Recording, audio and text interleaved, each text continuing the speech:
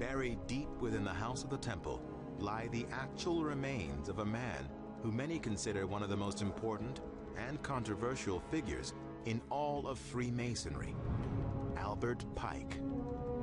He was a Confederate officer, a general, and he wrote a lot of writings that have since been made public where he talks about the god they worship is Lucifer. We've learned a lot about the inner secrets of Freemasonry through Albert Pike. He wrote the word Lucifer twice in his book, Morals and Dogma, and he's talking about the origin of the word Lucifer as meaning bringer of light, and saying, isn't it interesting that the term bringer of light came to mean the prince of darkness? Somehow over the years that's been translated into saying that Albert Pike somehow brought Lucifer into Freemason rituals.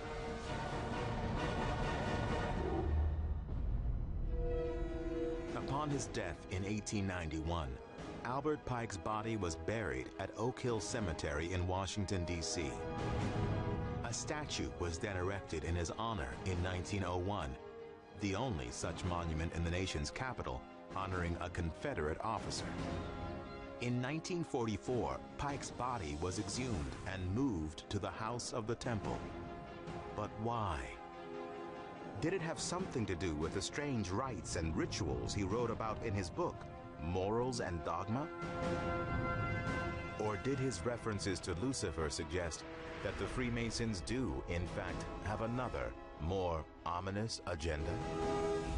Perhaps the answer can be found by examining the many buildings and monuments of our nation's capital and the very design of the city itself.